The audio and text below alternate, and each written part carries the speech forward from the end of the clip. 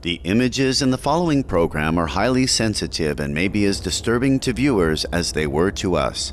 However, we have to show the truth about animal cruelty.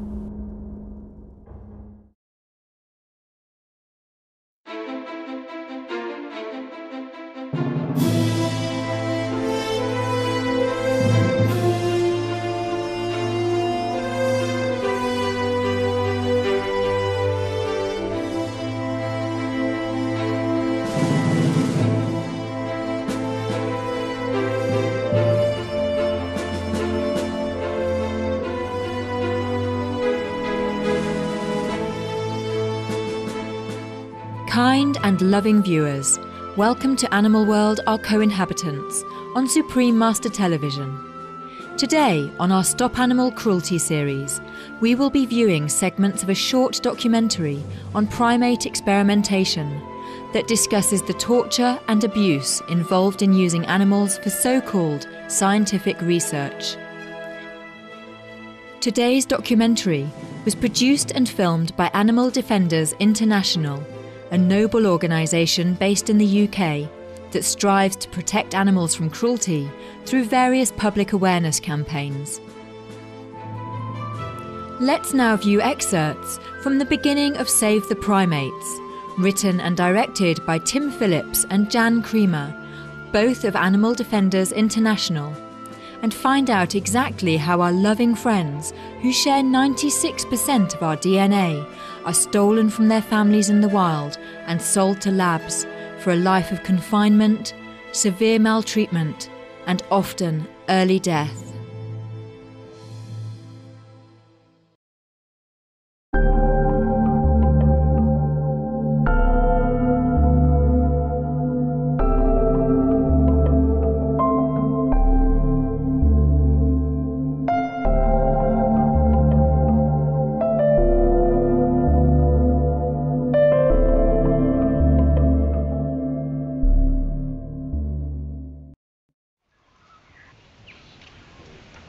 All primate species are intelligent.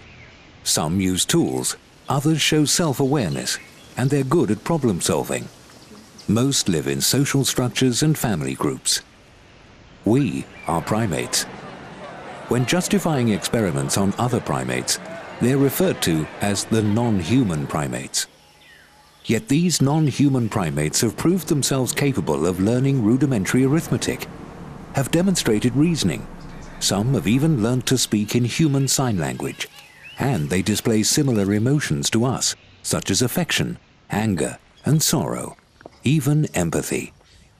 But to argue that our similarities justify their use in laboratories is to ignore, at our peril, the fundamental biological differences at the physiological, genetic, and immune system level, which are so important to the outcome of any experiment. But whilst small differences in DNA can make huge differences in experiments, we are close enough to comprehend the suffering of our fellow primates when they're snatched from the wild, when caged, confined, transported, when restrained, injected with drugs, force-fed chemicals, deliberately brain damaged. We know they suffer. We know they suffer, as we would. Yet despite this, and that more sophisticated alternatives to animal experiments are available than ever before, the number of primates being used in experiments around the world is rising. Over 10,000 primates will die in European laboratories this year. In September 2007, members of the European Parliament adopted a written declaration calling for an urgent end to the use of apes and wild-caught monkeys in scientific experiments, and for a timetable to replace the use of all primates in experiments with alternatives. This reasonable demand must be implemented, whether it is for compassion, conservation, to maintain and enhance developments in science, or for human health.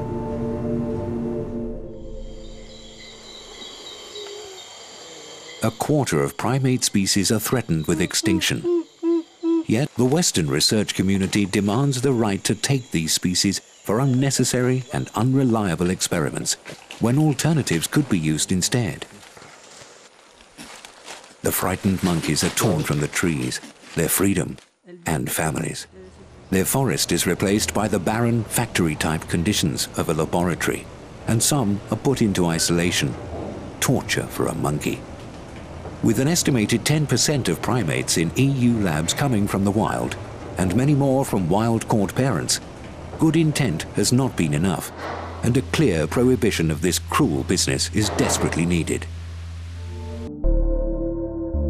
Behind high walls, high security, and an initially smart exterior, we found these monkeys. It's hard to imagine a more miserable and desperate existence for these intelligent social animals.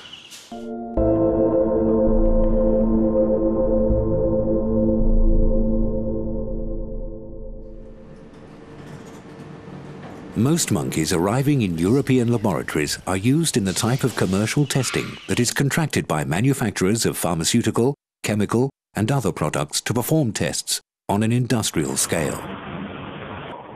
This is one of the most secretive areas of animal experimentation. These experiments are not scrutinized in advance by regulators, and such experiments are rarely, if ever, published. This ADI investigation gives a unique insight into how these monkeys live and die behind closed doors. Monkeys are placed in stock colony J06.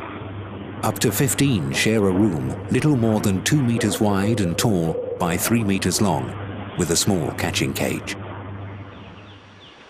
Remember, these are animals that naturally live amongst trees in large troops of 50 to 100 animals and can travel over 1.5 kilometers in a day. Their home provides an average of 1 cubic meter per animal. The monkeys are moved to Unit M12 for experimentation. Some are kept in cages of roughly 1 cubic meter. 3 of these may be linked, with 3 monkeys sharing, their rich, natural habitat now replaced by a single horizontal bar per cage. UK regulation acknowledges primates have high intelligence, most have arboreal habits, and all need complex, stimulating environments. The gulf between how welfare is perceived inside and outside of laboratories is apparent. Then it is testing time. Tests involved anything from 4 to 72 monkeys. It takes 3 people to dose a small monkey by mouth. The catcher pins the animal's arms, the legger takes the legs, and another feeds a rubber tube down the throat to the animal's stomach and pumps in the test substance.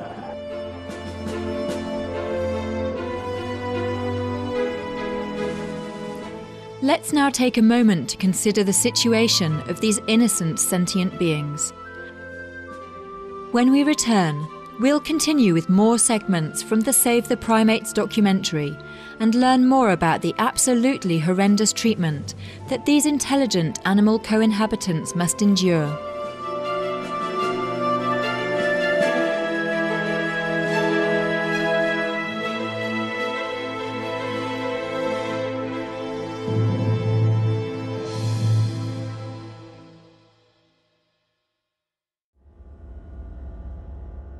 The images in the following program are highly sensitive and may be as disturbing to viewers as they were to us.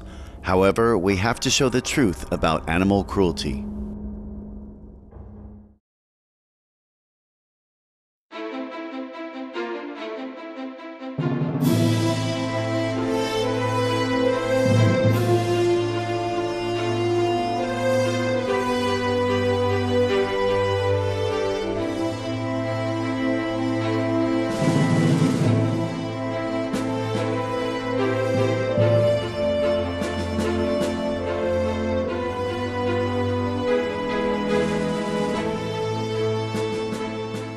This is the Stop Animal Cruelty series on Supreme Master Television.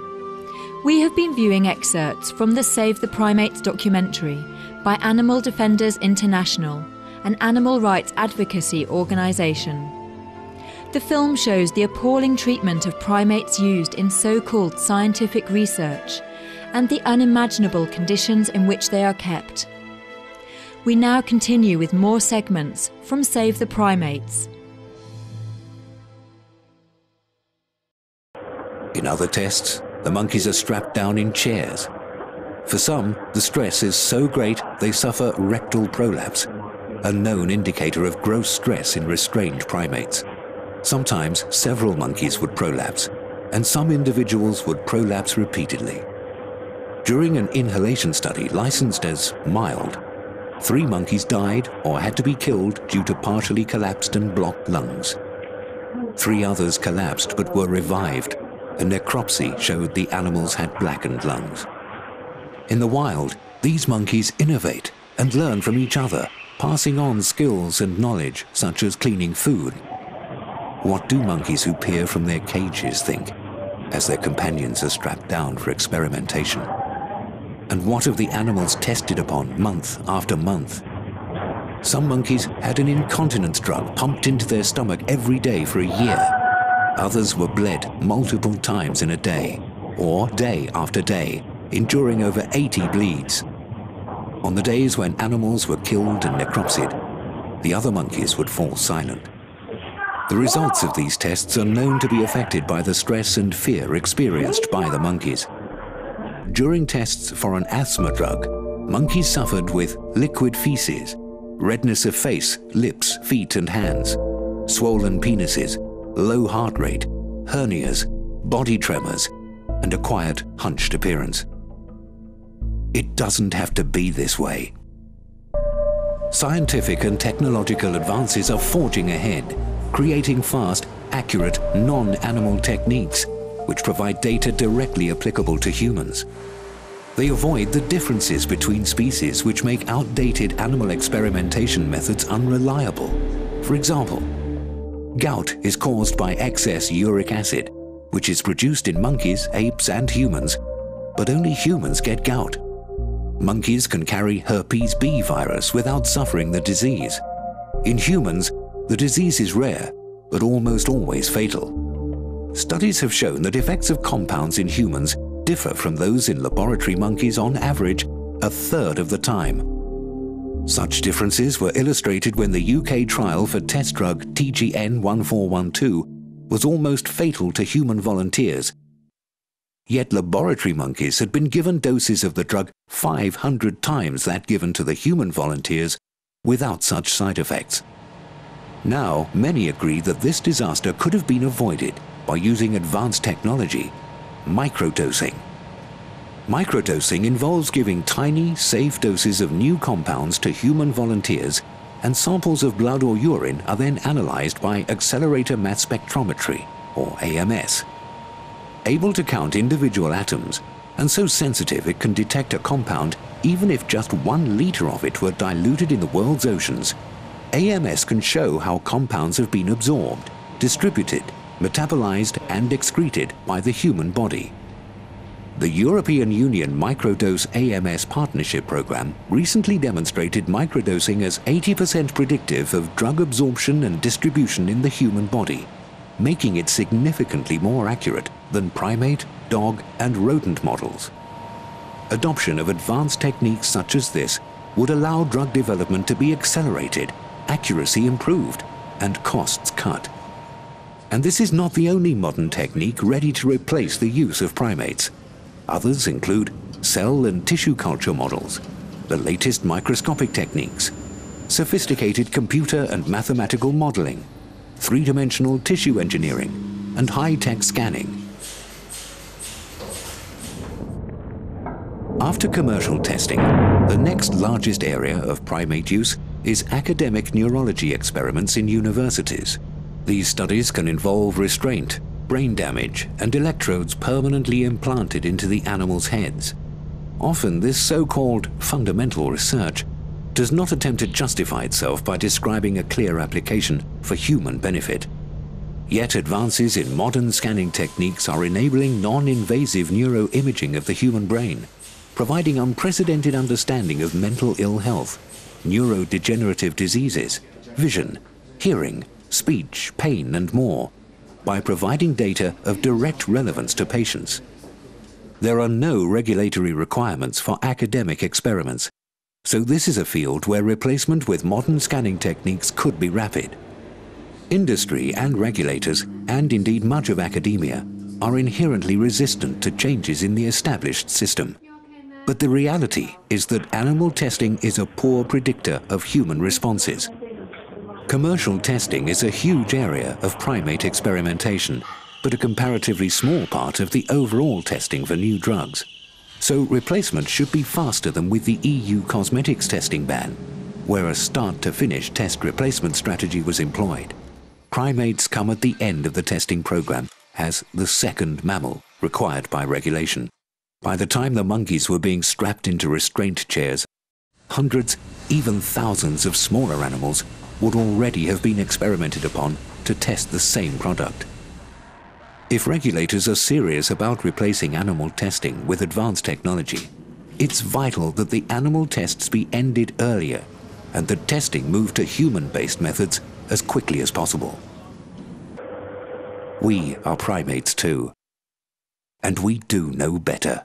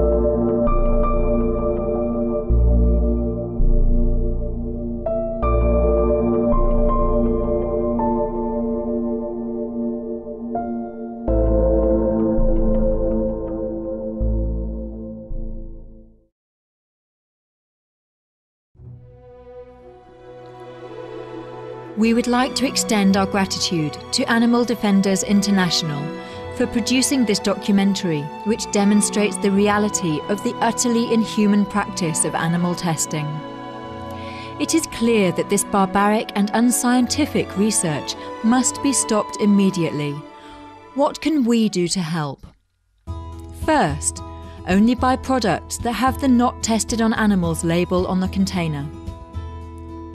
Also, please write to your government representatives and ask them to urgently pass legislation against this outrageous activity. Please be sure to also adopt a vegan diet. In that way, you are protecting all life on this planet, conserving biodiversity and stopping the greatest threat to all beings, global warming.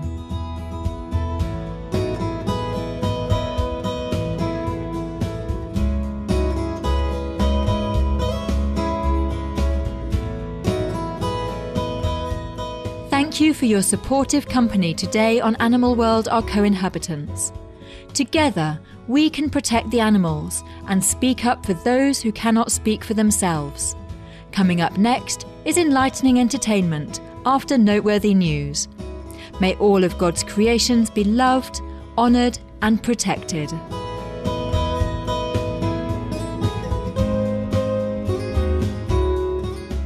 For more details, please visit www.suprememastertv.com/stop-animal-cruelty.